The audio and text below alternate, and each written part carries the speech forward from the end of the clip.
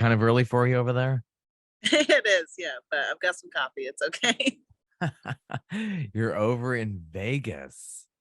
Awesome. Yeah, How long have you been there? a few months, honestly. I've been performing in Las Vegas since 2015, but I just moved here to do it full time in June. So how do you like it so far? I absolutely love it. It's been everything I thought it was going to be. I've just completely booked up my weekends with, different places that are on the strip and places where it's just me and my guitar still. It's still really simple, but it's been incredibly successful for what it is.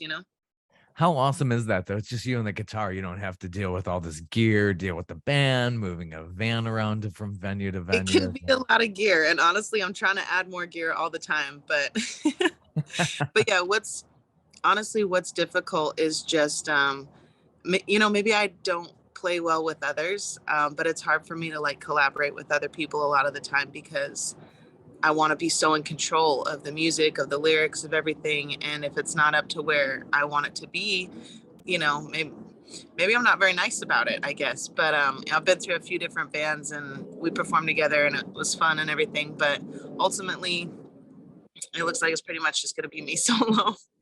And there's nothing wrong And with that's that. I fine. mean, lots of folk artists do that as well. It's just Yeah. there's no right or wrong to anything in the business.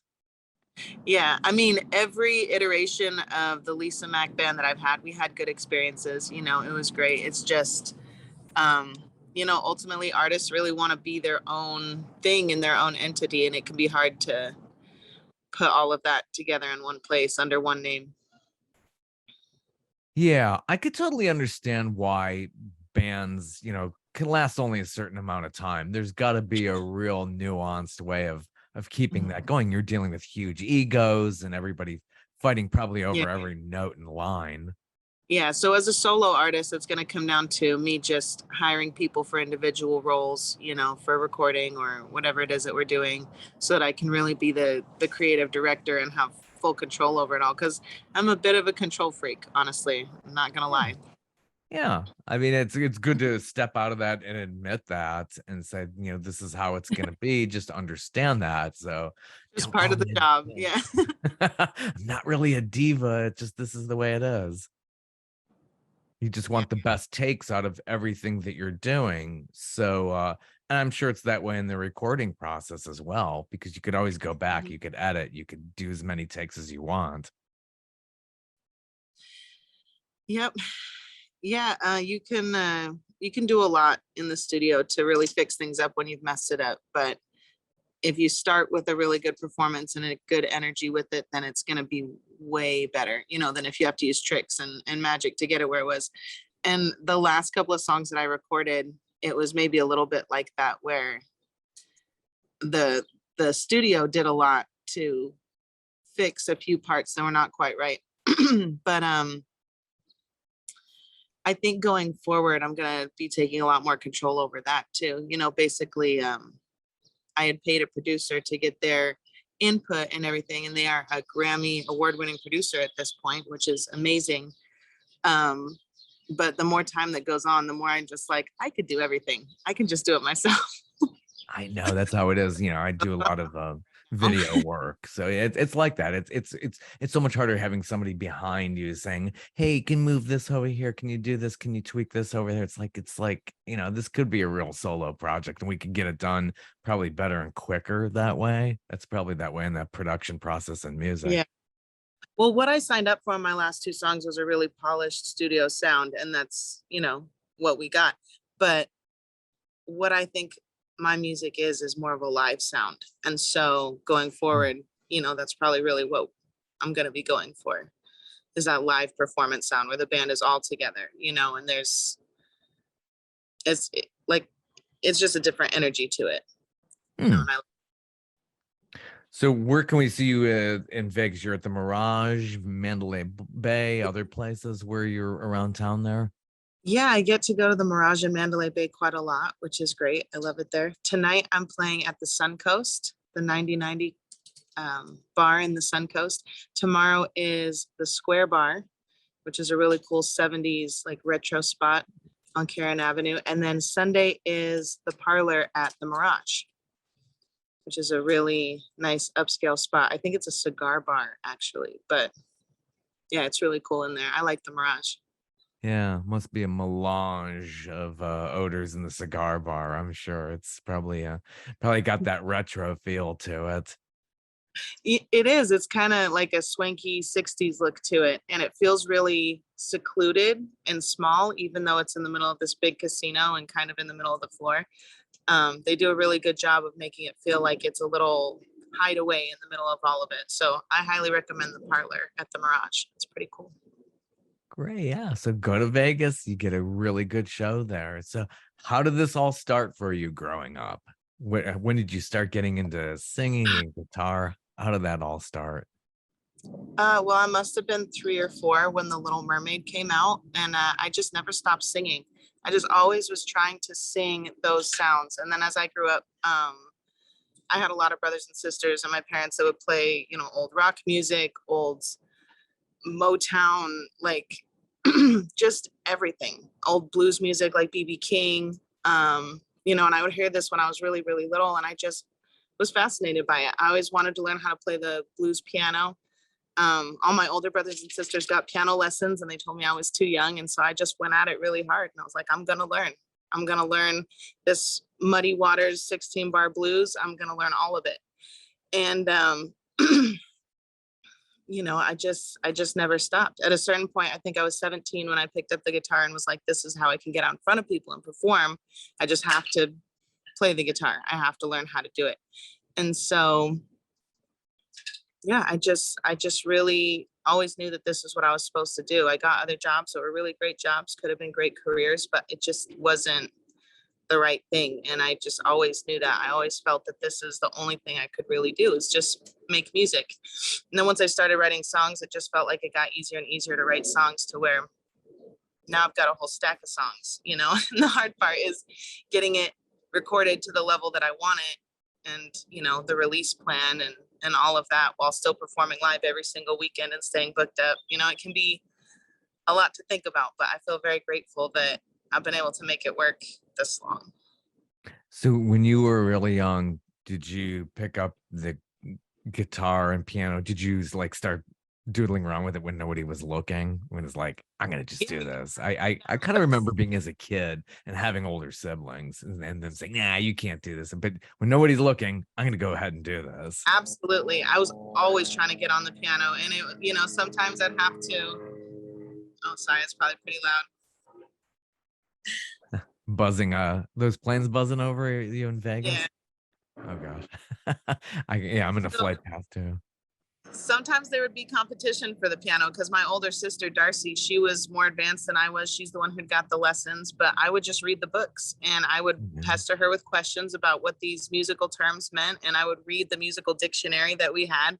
I would play with the metro. I would just all of it. Like it was just a great environment for me to be in, even though they didn't get piano lessons for me until much later. They told me I was too young and all that. I still just went at it and taught myself and begged her to teach me as much as she would.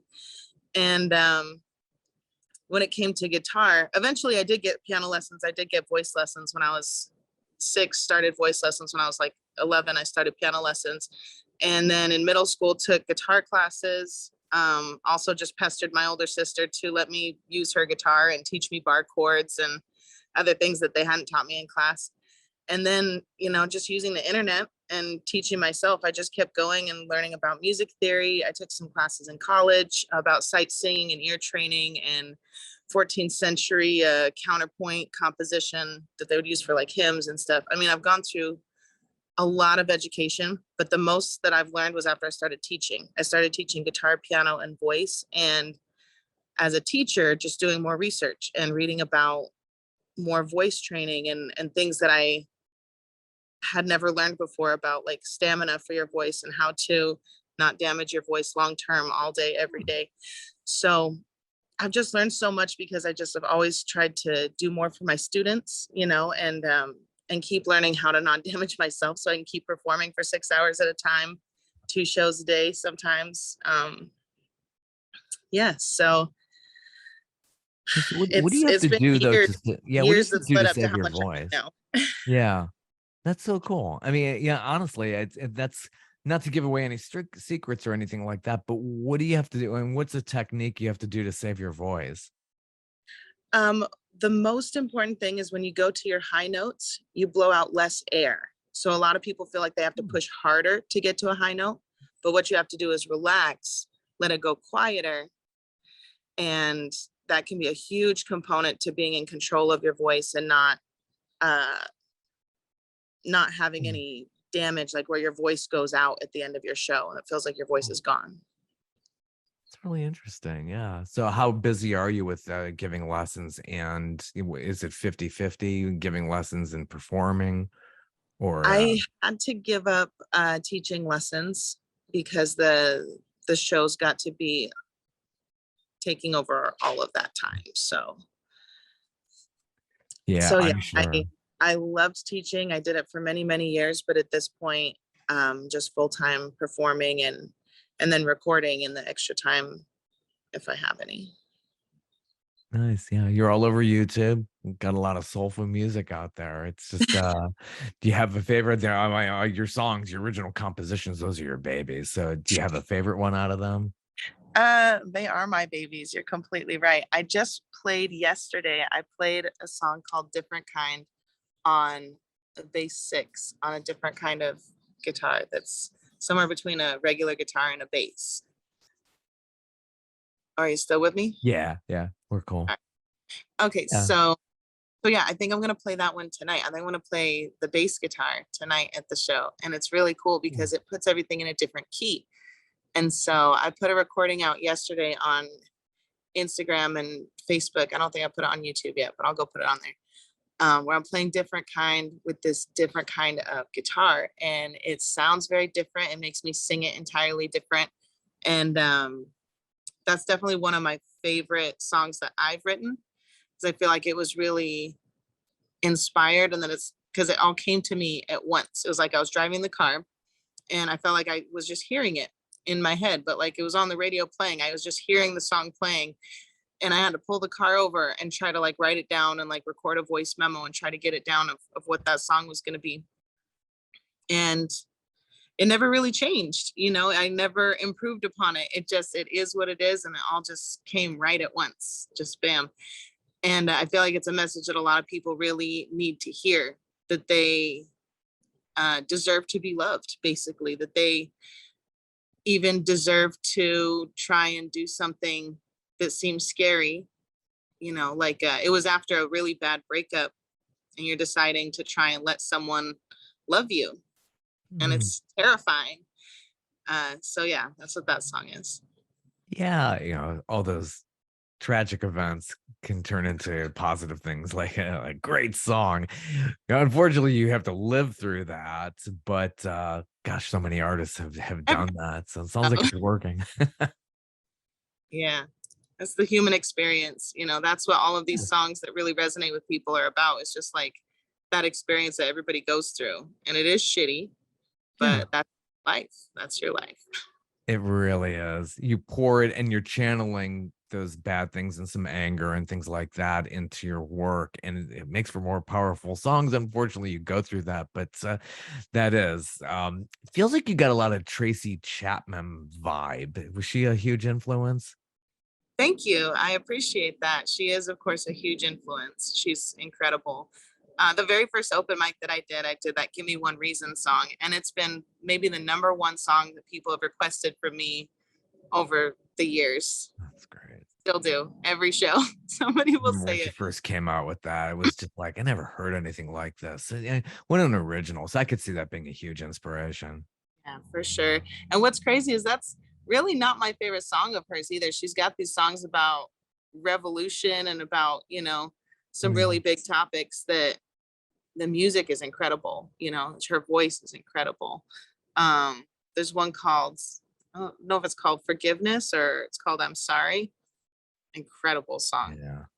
Yeah, she's got some great albums out there. Just incredible singer songwriter. It's just somebody who really popped out there in the scene. There was nobody like her before that looked and sounded as rich and deep as somebody like Tracy Chapman. You have a really good single, "Cause You Love Me." What's the origins of that one? That's a really wonderful single. The song "Cause You Love Me" was written at the same time as the other song called "Caught Up," and what happened is what had happened was somebody cheated on me, and then I stayed with them, and then they dumped me because that I was being distant. So I was like, okay, tried to move on with my life, and and then they showed up kind of like a stalker, and just cried at me basically until I felt like kind of maybe a little manipulated to go back into this relationship. But in the mess of all of that, of feeling like I was missing out on some kind of great, because they kept saying that no one's ever going to love you the way that I love you, and that's a red flag if anyone ever says that to you. But I believed it at the time, and I Mm. was very sad and then very angry because I felt like they had really done me wrong, and then trying to make me feel bad about it, trying to make me feel bad about moving on. And What so a in the midst of game. all that, the sad feeling is the song "Caught Up," and the angry feeling about it is the song "Cause You Love Me." And it's just like, is everything really gonna be better because you say you love me? Like, is that gonna fix everything? So that's what that song is. Oh gosh. What a game that is, though. Nobody's gonna, love you like I do. Yeah, that is a red flag. It's like, oh my gosh, you're gonna really fall for that. And that's playing games. I mean, you kind of wonder if that's like some kind of narcissistic thing going on. It is. It absolutely is, because saying I love you to just try and gloss over something is very manipulative, just to gloss over your own wrongdoing. And they're like, I just made one mistake. I really love you. And like, no, it was a pretty big mistake. And you really thought it out and did it, and did it on purpose. And then tried to make me feel like it was my fault somehow. I mean, there's a lot of gaslighting in there. And that's what happens with Yeah. narcissists. And what's unfortunate is I went through two 7-year cycles of this, one after the other. And it's just too much, when somebody makes you feel like you have to fight for their affection or whatever, like somebody makes you feel like these anxious feelings, it's just not right. You got to just go with your gut and realize that those aren't good feelings. That's not love, Yeah. basically. Yeah. Takes a lot of therapy after that too. It's like, gosh, this person just really messed with my head. And now I don't know where I'm at. Yeah, I think it would make me question myself a lot more. Well, I've been through it. So it's like I've dealt with that narcissistic kind of thing going on. Yeah. It's a whole psychological thing.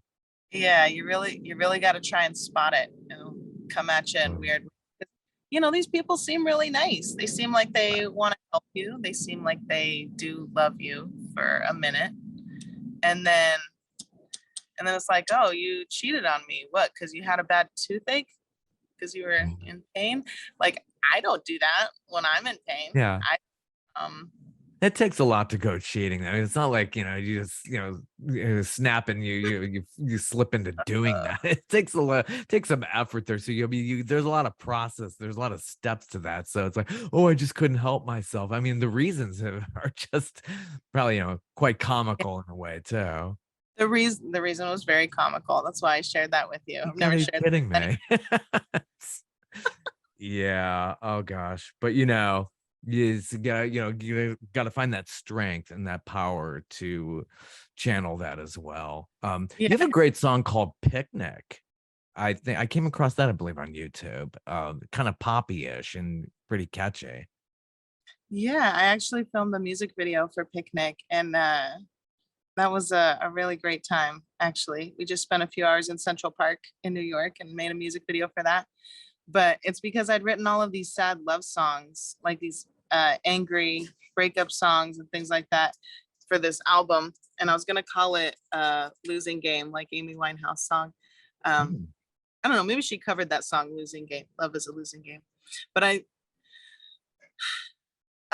Decided to go with something a little bit more happy that might be a little catchy. Thought of Picnic, and this was recommended to me by the person who cheated on me. Actually, he Mm. said it's Picnic, so it sounds like happy, and like your brand's a little bit more bubbly and happy, even though you've been through this shit. And I was like, yeah, that sounds good, but I'd have to write a song where it's like it's no fucking picnic.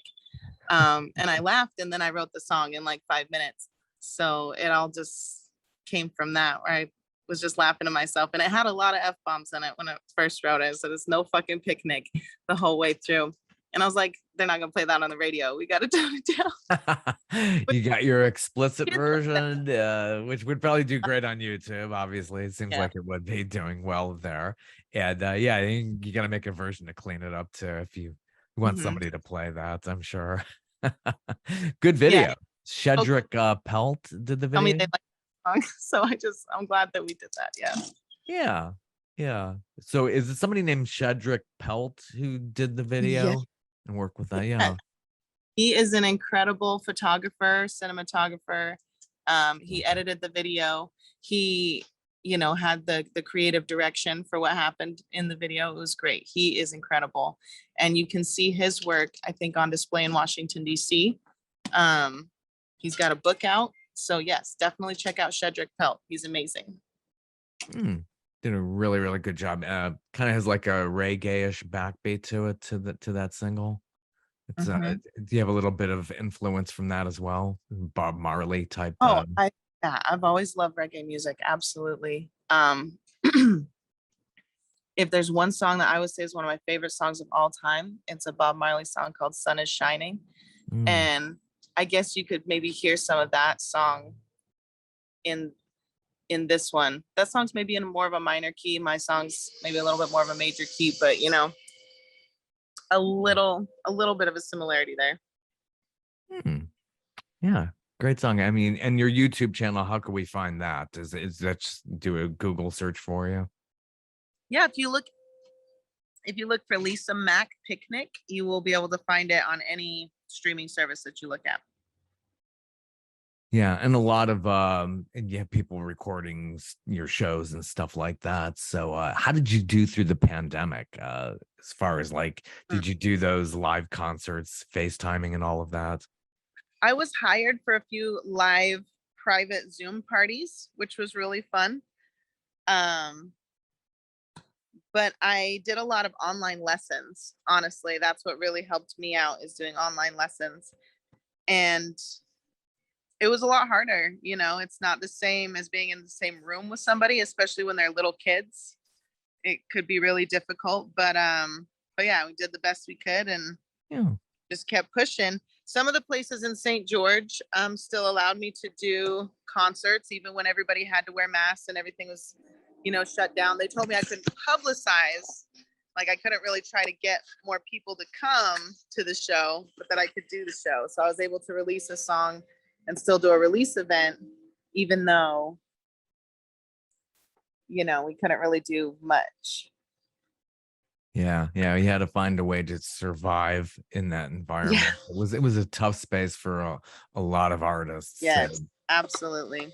Yeah, I'm very blessed that I was able to do lessons during that time. I'm very lucky that I had pushed for that and had the experience to do that. So that transition wasn't really too crazy for me. What was crazy for me is I have 3 kids. So we went to homeschool, you Oh, know, gosh. and then I did it longer than necessary. I actually did extra homeschool because I didn't want to send them back to school yet. So, for me, it was really great. It was awesome to be able to just be home with them and just spend time with them and really care about their education, and just focus on that a lot. So, Wow. How did they um, do throughout all that? That's really I have one daughter but she was already done with college by the time the pandemic happened. But I think she would have done all right because part of the computer generation, she just really could absorb things and teach herself things online. Not every kid can adjust to that. Yeah, yeah, it can be really hard, especially because the homeschool thing that we were doing, it bought them iPads, it got them these little programs on the iPad to do their homeschool stuff with. Um, but the only reason that I knew about that was because I was an approved teacher for this specific homeschool program, and it's only available like in Utah and Hawaii and Oh, certain states. So, um, I just was in the right place at the right time that I knew about this thing and was eligible for it. And wow. and yeah, we really lucked out on a lot of counts that I was able to do online lessons, that they were able to do online lessons really successfully. Um, but yeah, it was hard. It was hard to try and get them to just keep going with it for so long. Because at first it was fun. We're learning Chinese and Spanish on Duolingo, and then after 180 days of that, it's not fun anymore.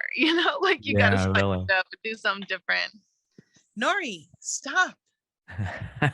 So you're in Sorry. Vegas. Looks like you got that Vegas lifestyle. Reminds me of those houses on that show, Flipping Vegas, if you've ever seen that on Oh, I cable. love this house. Honestly, we've got a pretty nice The spot here, wall there.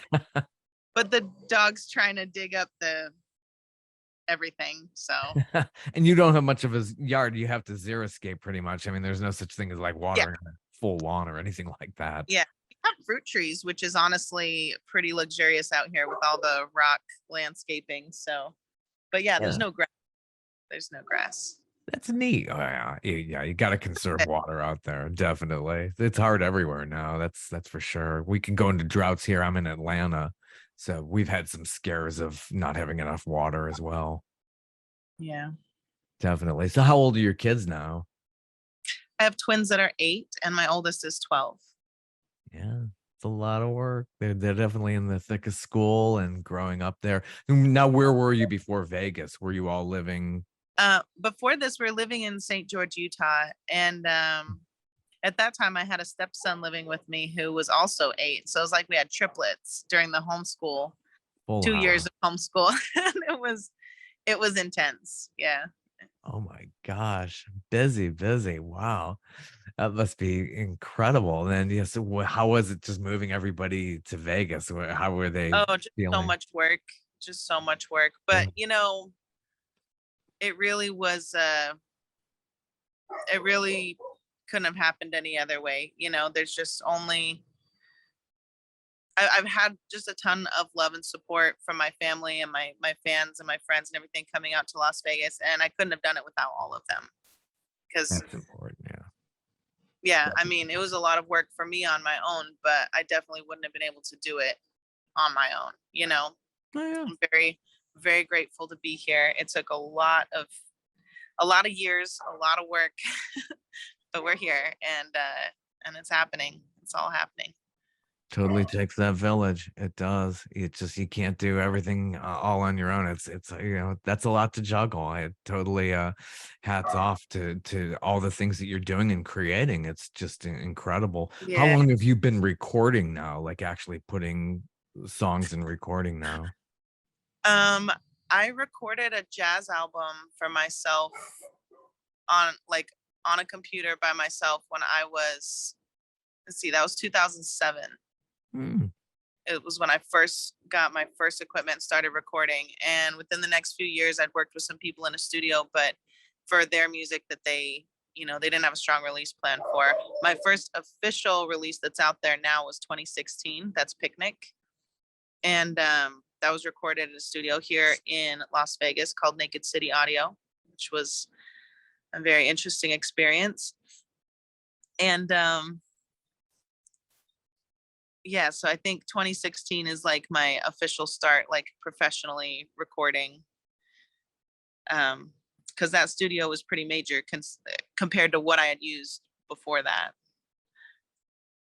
Wow. Yeah, so you seem to have a good technical mind as well as artistic, and you don't see that too I much in the business. love the technical part of recording. Like if Really? I could show you the whole mess of my home studio right now, it's glorious. It's just wires everywhere, speakers everywhere, these like just different kinds of microphones. I love recording. It's so fun for me. I honestly get lost in it for hours, days. Yeah, it's Excellent. very Good for you. Yeah, and I stumbled on you on Facebook, so it's really important to be on the socials, and a lot of people feel, "Oh, I'm just shoving this stuff out into the ether," but, you never know. People could really stumble on you. Yeah, it's just you just gotta keep going. It's that little train that could. It's Yeah, definitely. the engagement has really been going up recently since I've been performing in Las Vegas and since I've been trying to, post more videos and stuff online. It's been because really now that I'm not teaching, I have more time to be creating that content. And that content's important, even though it's just going live and just posting these weird little videos of me playing the guitar. That stuff is important because people have to find you, somehow. Yeah. I mean, there's a lot of content out there. You should never let that discourage you from anything. It's just, it is what it is. You gotta believe in your mission Mhm. and, be powerful from there. Got some good covers out there too. So Frank Ocean, is that's an interesting one. Yeah, honestly, I haven't been focused on my YouTube videos so much as the Facebook and Instagram, and that might be a mistake. We could find you. You got a regular website, where we can stumble on you and see more of your material? Yes, you can visit lisamac.live and you can join my email list and you can find my show calendar and all of my streaming merchandise, everything at lisamac.live. Excellent. Best wishes for you and hopefully way more recording, a lot of singles, hopefully a full album, EPs, or whatever comes your way in the future. Yes, sir. I'm working on that next single right now. So make sure you go follow and hopefully I'll talk to you again soon. Have a good one. Best wishes. Thank you. Bye. Bye-bye.